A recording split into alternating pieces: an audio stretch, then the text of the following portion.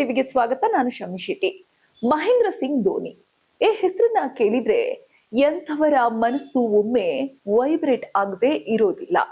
ಧೋನಿ ಅಂದ್ರೆ ಆತ್ಮವಿಶ್ವಾಸ, ಧೋನಿ ಅಂದ್ರೆ ಸೈಲೆಂಟ್ ಕಿಲ್ಲರ್, ಧೋನಿ ಅಂದ್ರೆ ಫೈಟರ್, ಧೋನಿ ಅಂದ್ರೆ ರೆಕಾರ್ಡ್ ಮೇಕರ್. ನಿಜ, ಆ ಹೆಸರಿಗೆ ಅಂತಹದೊಂದು ಶಕ್ತಿ ಇದೆ. IPL ಸೀಸನ್ 19ಕ್ಕೆ ಭರ್ಜರಿ ಸಿದ್ಧತೆ ನಡೆಸ್ತಿರೋ ಧೋನಿ ನೆಟ್ಸ್ ನಲ್ಲಿ ಸಾಲಿಡ್ ಬ್ಯಾಟಿಂಗ್ ನಡೆಸಿ ಗಮನ ಸೆಳೆದಿದ್ದಾರೆ. ಅಭ್ಯಾಸದ ಕಣದಲ್ಲಿ ಬೌಂಡ್ರಿ ಸಿಕ್ಸರ್ಗಳ ಚಚ್ತಿದ್ದಾರೆ. ಧೋನಿಯ ಸಿಡಿಲಬ್ಬರದ ಬ್ಯಾಟಿಂಗ್ ಎದುರಾಳಿ ಬೌಲರ್ಗಳಿಗೆ ಎಚ್ಚರಿಕೆ ನೀಡಿದಂತಿದೆ.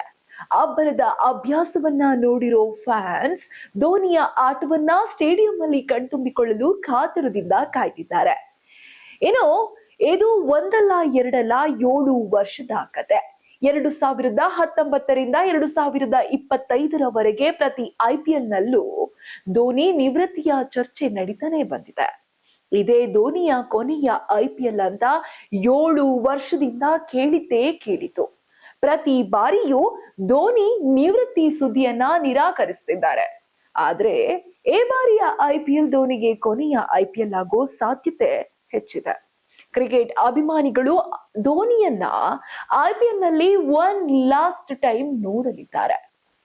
ನಿಜ, ಧೋನಿಗೀಗ 44 ವರ್ಷ. ಧೋನಿ ನೋಡೋಕೆ ಫುಲ್ ಫಿಟ್ ಆಗಿದ್ದಾರೆ.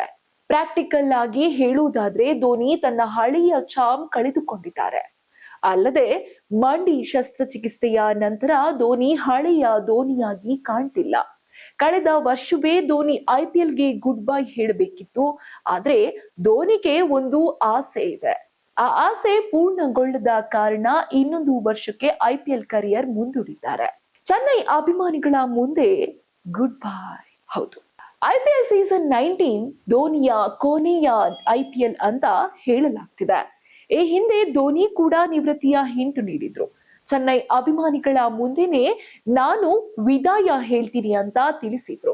ಆದ್ರೆ ಈ ಬಾರಿ ಧೋನಿ ಚೆನ್ನೈ ಸೇರಿದಂತೆ ಬೇರೆ ಬೇರೆ ರಾಜ್ಯಗಳಲ್ಲೂ ಆಡ್ತಾರೆ.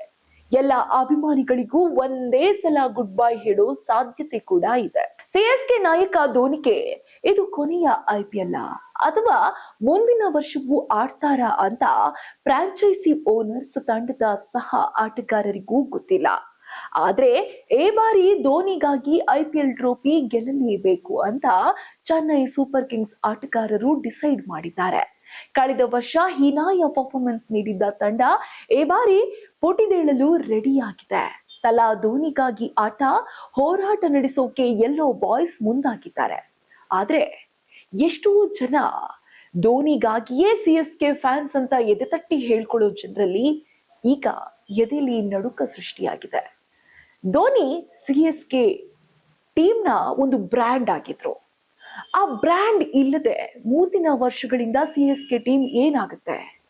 ಹಾಗಾದ್ರೆ ಧೋನಿ ಸ್ಥಾನವನ್ನ ತುಂಬಿಸ್ಲಿಕ್ಕೆ ಬೇರೊಬ್ಬ ಆಟಗಾರ CSK ಜೊತೆ ಇದಾರಾ? ಗೊತ್ತಿಲ್ಲ.